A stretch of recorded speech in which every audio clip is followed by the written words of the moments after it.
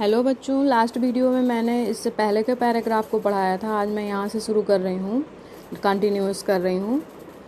A few moment later we all lifted our eyes in awe as a spectacular ray of South African jet.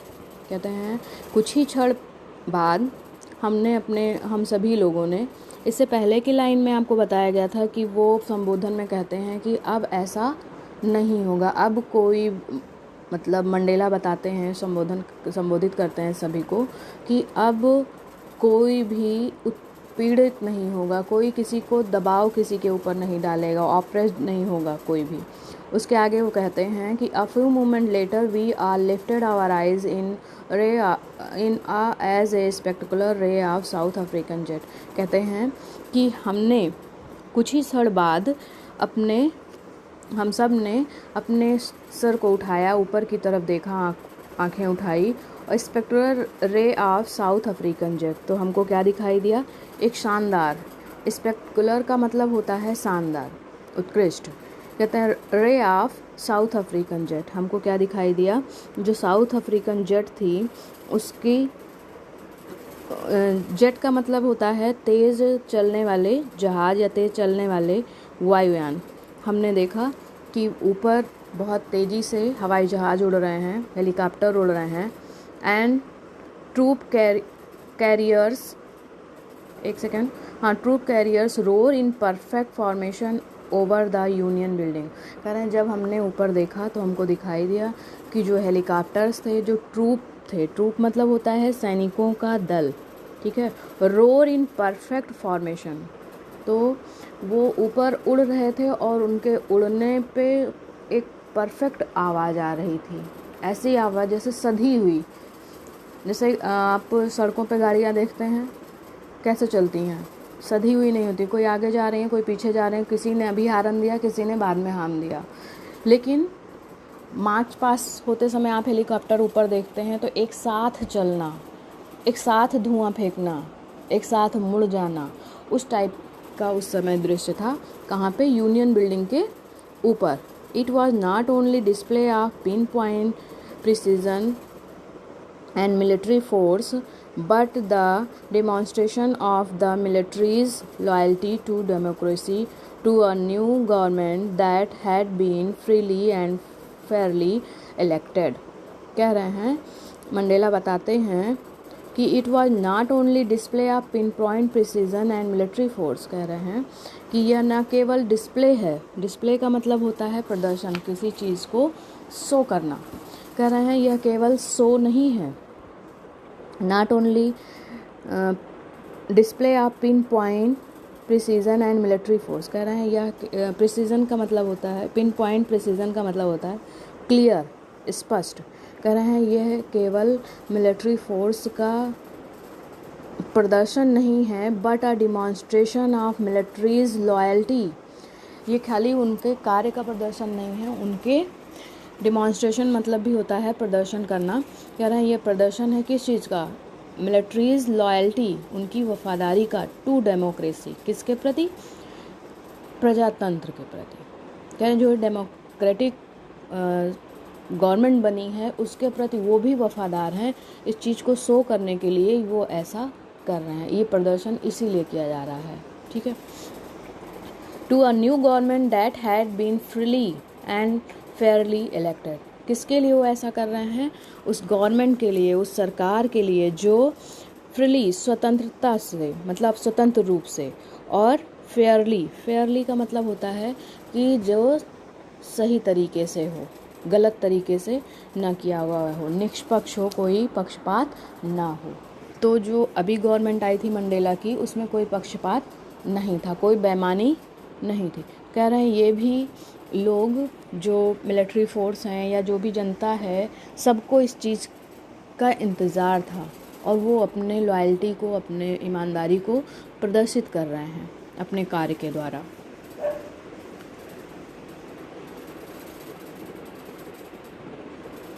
Elected only movement before. कह रहे हैं only movements before the highest journal of South African defence force and police. कह रहे हैं कुछ ही क्षण पहले the highest journal of South African defence force, कह रहे हैं जो हाईएस्ट जर्नल थे, जो उत्कृष्ट, जो सबसे ऊंचे जर्नल थे, पुलिस थे, ठीक है, कहाँ पे, साउथ अफ्रीका में, जो वहाँ के साउथ अफ्रीकन थे। देयर चेस्ट, बेडॉक्ट का मतलब होता है कोई चीज़ लगा होना, चुभा होना, किसी चीज़ में टाँक देना। बेडॉक्ट विथ रिबन, कह रहे हैं उनका जो सीना था वो टका हुआ था, किस चीज़ से, रिबन से, रिबन मतलब फीता। And medals from days gone by, जो समय बीत गया अभी कुछ ही समय पहले, जिनका सीना जो है वो मेडल से और रिबन से बंधा हुआ था, भरा हुआ था। For the from days gone by, जो बीत चुका है समय। सैल्यूटेड मी, वही आज मुझे क्या कर रहे हैं, सैल्यूट कर रहे हैं। एंड प्लीड देयर लॉयल्टी, और अपनी लॉयल्टी की, अपनी ईमानदारी की, अपनी वफादारी की शपथ ले रहे हैं। I was not unmindful of the fact, कह रहे हैं अनमाइंडफुल का मतलब होता है अबोध, अभिन्न, अनभिज्ञ, अभिन्न नहीं अनभिज्ञ, जिसके बारे में जानकारी ना हो। कह रहे हैं I was not unmindful of the fact that not so many years before they would not have saluted but arrested me, कह रहे हैं मैं इस बात से अनभिज्ञ नहीं हूँ, अबोध नहीं हूँ। ऐसा नहीं कि मुझे ये नहीं पता है, मैं फैक्ट को या जो तथ्य था, जो समस्या थी, जो समाज में दिखाई दे रहा था, जो हम लोग को झेलना था, वो हम भूले नहीं हैं, अनमाइंडफुल नहीं है, अनभिज्ञ नहीं है उससे। Fact that not so many years before they would not have saluted, कह रहे हैं कुछ ही समय पहले ऐसा था कि वो मुझे सैल्यूट नहीं करते थे, हम लोगों को। Would have saluted, would not have saluted but arrested me, थोड़े समय पहले ये सैल्यूट नहीं करते थे, क्या करते थे, अरेस्ट करते थे। Finally the chevron of Impala jets left a smoke trail of black, red, green, blue and gold of the new South African flag. Finally, अंततः सेवरॉन का मतलब होता है वी शेप, आकार में वी आकार का हो, शेप हो। Finally a chevron of Impala jet, कह रहे हैं जो इम्पाला, एक यहाँ आपके इसमें बुक में लिखा हुआ है a pattern in shape of V shape का हो, ठीक है। वी शेप आप समझ रहे हैं इंग्लिश में, V for ban. Finally a chevron of Impala jet left a smoke trail, trail का मतलब होता है लंबा खींचना या लंबी लकीर कह सकते हैं आप, यहाँ पे उसके लिए जेट के लिए आया है तो लंबी लकीर या पूंछ की तरह कह सकते हैं, कि वो धुआं निकाल रही थी, किस कलर का, black, red, green, blue and gold, इन चारों कलर के धुएं को निकाल रही थी of new South African flag, जिस तरह के कलर उनके फ्लैग में थे उसी कलर का वो इम्पाला जेट से धुआं निकाल के क्या कर रहे थे, शेप बना रहे थे, आकार बना रहे थे। The day was symbolized for me by the playing of our two national anthem. करें, the day was symbolized, symbolized का मतलब क्या होता है, सिंबल का मतलब होता है प्रतीक। कह रहे हैं कि यह समय था, हमको ऐसा प्रतीक, the day was symbolised for me by the playing of our two national anthems and the vision of whites singing नॉस्की Sikelel i Africa and black was singing Die Stem and the old anthem of the republic. कह रहे हैं हमारे यहाँ पे जब समारोह हुआ तो दो अलग अलग नेशनल एंथम गाए जा रहे थे, गोरों के द्वारा अलग, गोरों के लिए गोरे जो थे वो अलग गीत गा रहे थे और जो काले थे वो अलग गीत गा रहे थे। श्वेत लोग जो थे वो क्या गा रहे थे, नोस्की क्लिस्क्ले आई अफ्रीका, एंड काले लोग क्या गा रहे थे, डाई स्टेम। जैसे राष्ट्रगानों का दिव्य दर्शन हो रहा था मुझे, कह रहे हैं हमारे ही सामने, वैसे राष्ट्र में ना किसी भी राष्ट्र में कितना नेशनल एंथम वन होता है, वहाँ पे क्या हो रहा था, दो अलग अलग नेशनल एंथम लोग गा रहे थे. Although the day was neither group Although that day neither group knew the lyric of the anthem, they once despised. कह रहे हैं कि यद्यपि दोनों ही देश, नाइदर ग्रुप, कोई भी जो ग्रुप था, दोनों ही ग्रुप, चाहे गोरा हो या काला, दोनों ही लोग.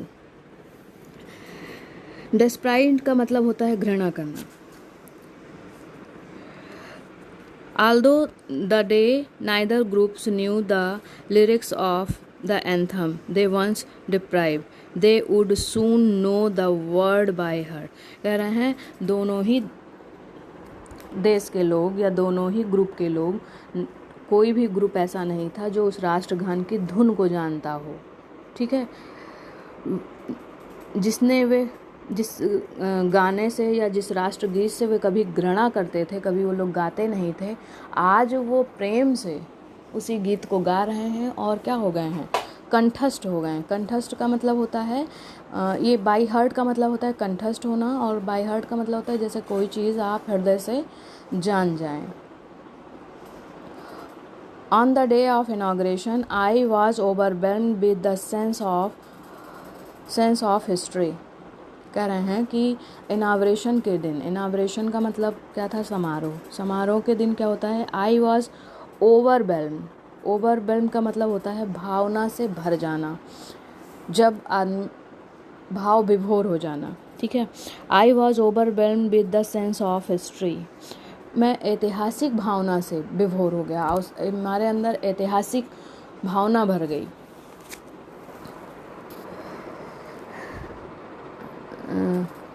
In the first decade of the 20th century, a few years after the bitter Algo Boer war and before my own birth, कह रहे हैं 20वीं शताब्दी की बात वो बताते हैं. ठीक है, in the first decade, decade का मतलब होता है पीरियड ऑफ 10 ईयर, 10 साल का समय. ठीक है, तो कह रहा है in the first decade of 20th century, 20वीं शताब्दी के पहले दशक में, a few year after, before means पहले, आफ्टर मीन्स बाद में, कुछ साल बाद, the bitter Anglo war and before my own birth. कह रहे हैं जो एग्लो वार हुआ था उसके बाद और मेरे जन्म से पहले. The white skinned people of South Africa patched up their difference and erected a system of racial domination against the dark-skinned people of their land. कह रहे हैं और बताते हैं कि एग्लो वार्स के बाद और मेरे जन्म से पहले, 20th सेंचुरी के पहले दशक में, एग्लो वार के बाद और मेरे जन्म से पहले की बात है, जब white skinned people of South Africa patched up का मतलब होता है मरम्मत करना, पैच लगाना, जैसे चकती लगाना. देयर डिफरेंस, वो क्या करते थे, मरम्मत करते थे. ठीक है, रिपेयर करना. हाँ, पैच्ड अप का मतलब रिपेयर करना. देयर डिफरेंस एंड एरेक्ट का मतलब होता है बनाना, मेड. एरेक्ट, बिल्ट, बनाना. कहते हैं ए सिस्टम ऑफ रेशियल डोमिनेशन का मतलब क्या होता है, प्रभुत्व, किसी चीज़ को पावरफुल बनाना. तो उन्होंने एक ऐसा सिस्टम बना रखा था जिससे वो अपनी प्रभुत्व हासिल करना चाहते थे या अपने आप को सुपीरियर शो करना चाहते थे, साबित करना चाहते थे. Against the dark skinned people of their land, किसके सामने, अपने ही देश में रहने वाले जो डार्क स्किन के लोग थे, जो काले लोग थे, उनके सामने अपने आप को सुपीरियर, उत्कृष्ट शो करना चाहते थे, पावरफुली.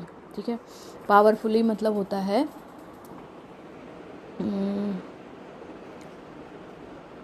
फोर्सफुली, पावरफुली का मतलब होता है दबाव डालकर, वो किसी भी तरीके से अपने आप को पावरफुल शो कर रहे थे। The structure they created from the basis of one of the harshest, harsh मतलब होता है कठोर, मोस्ट इनह्यूमन्स, हार्सेस्ट का मतलब होता है कठोर, हार्स मतलब होता है कठोर, हार्सेस्ट लिखा है, हार्सेस्ट का मतलब सबसे ज़्यादा कठोर, इससे ज़्यादा और कठोर कुछ और नहीं हो सकता है।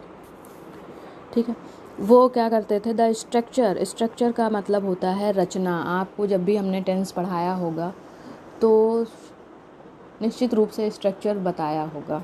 ठीक है, तो स्ट्रक्चर का मतलब होता है रचना। द स्ट्रक्चर दे क्रिएटेड, जो रचना उन्होंने तैयार की, the basis of one of the harshest, जो उसका उन्होंने रचना तैयार की, निर्माण किया, उस वह कठोरतम थी। कठोरतम मतलब जिससे ज़्यादा कठोर ना हो कोई और, मतलब जितना वो कठोर कर सकते थे, जितना अमानवीय, इनह्यूमन्स का मतलब होता है अमानवीय, जितना अमानवीय वो कर सकते थे उतना कठोर नियम उन्होंने बनाया, संरचना बनाई। Unhuman societies of the world has ever known, इतना अमानवीय संरचना उन्होंने बनाई जितना शायद ही संसार ने या समाज ने देखा होगा या जानते होंगे। विश्व उसके बारे में, वर्ल्ड हैज़ एवर नोन, विश्व पूर्ण रूप से परिचित नहीं था ऐसे, मतलब इतना कठोर नियम बनाया, इतना अमानवीय नियम बनाया कि जिसके बारे में संसार ने कभी सुना ही नहीं था, देखा ही नहीं था, जानता ही नहीं था। Now in the last decade, अभी तो वो जन्म के बाद की बात बता रहे थे, अब वो अपने इस टाइम की बात बता रहे हैं और कह रहे हैं now in the last decade of 20th century and my own eighth decade as a man, कह रहे हैं 19th सेंचुरी का अब ये क्या है, लास्ट डिकेड है। ठीक, 19th सेंचुरी का लास्ट डिकेड है, आखिरी दशक है, और मेरा कौन सा है, एर्थ डिकेड। माइन वॉज एक second, my own eighth decades as man, कह रहे हैं 19th सेंचुरी जो है वो समाप्त होने वाली है और हमारा क्या है, 8वां डिकेड है, एज ए मैन, एक ह्यूमन बीइंग के रूप में, मनुष्य के रूप में मेरा 8वां डिकेड है। 8वां डिकेड से मतलब क्या है, 10 साल का एक डिकेड होता है। ठीक है, पीरियड ऑफ 10 ईयर, तो 8 डिकेड का मतलब क्या हो गया, पीरियड ऑफ 10 × 8, 80 ईयर, कह रहे हैं अब मैं 80 ईयर का हूँ। That system had been overturned forever, एक सेकेंड, ईयर, कह रहे हैं अब मैं 80 साल का हूँ, इसमें 80 साल नहीं लिखा हुआ है लेकिन लिखा है 8 decade as a man, that system had been overturned forever and replaced by one and recognized the rights and freedoms of all people, कह रहे हैं अब मैं 80 साल का हूँ और वो जो सिस्टम था वो रिप्लेस हो गया है। रिप्लेस का मतलब होता है किसी चीज़ के स्थान पे कोई और चीज़ आ जाना, स्थानांतरण।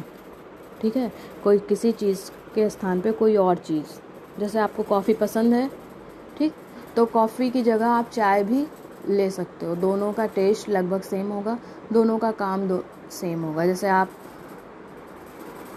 डॉट पेन है, ठीक है, डॉट पेन से आप लिखते हो, लेकिन ज़रूरत पड़ने पे आप निब पेन से भी लिख सकते हो, काम वही करेगा लिखने का ही, और लिखने के बाद वैसा ही दिखेगा जैसे आप राइट पेन से लिखोगे, जैसा दिखेगा वैसा ही उससे भी दिखेगा। ठीक है, तो कोई चीज़ किसी के स्थान पे, हमने राइट पेन की जगह नीली पेन ले ली, नीली की जगह लाल ले ली, उस पहले जो हम यूज कर रहे हैं उसकी जगह पे हमने दूसरा कर लिया। तो अभी क्या है कि जो पहले नियम थे, जो अक्रूर नियम थे, ठीक है, अमानवीय नियम थे, वो अभी क्या हो गए, चेंज हो गए, उसके स्थान पे दूसरा नियम आ गया, दूसरा रूल आ गया, सिस्टम आ गया। सिस्टम का मतलब क्या होता है, प्रणाली। That system had been overturned, अब वो सिस्टम जो था पहले वो समाप्त हो चुका है, बदल चुका है, फॉर एवर, हमेशा के लिए, एंड प्लेस्ड बाय वन और किसी दूसरे सिस्टम के द्वारा उसको लिया जा चुका है, मतलब कोई दूसरा सिस्टम उसके स्थान पे आ चुका है। डैट रिकॉग्नाइज मतलब होता है पहचानना, और ऐसा सिस्टम आया है जो जानता है, पहचानता है द राइट्स का मतलब क्या होता है? अधिकार। फ्रीडम्स ऑफ ऑल पीपल, ऐसा रूल अब आया है, ऐसा शासन आया है जो सभी के अधिकारों को जानता है, सभी के आज़ादी को जानता है, हर पीपल के, regardless of colour of their skin. और ये ऐसा नियम है, जो ऐसा रूल है, ऐसा सिस्टम है जो रिगार्डलेस है of their colour of their skin. Regardless का मतलब होता है उदासीन होना, मतलब किसी चीज़ का कोई प्रभाव न पड़ना। अब ऐसा सिस्टम आया है कि आपके चेहरे को देख के कि आप काले हैं या आप गोरे हैं, कोई निर्णय नहीं होने वाला है, आपके कार्य को ही देखा जाएगा। आपका अधिकार कितना है, आपका फ्रीडम कितना है, वो सारी चीज़ें आपके काले गोरे होने से कोई फ़र्क नहीं पड़ने वाला है। अब जो सिस्टम आया है वो कैसा सिस्टम है? प्रजातांत्रिक, ठीक है, डेमोक्रेटिक सिस्टम है।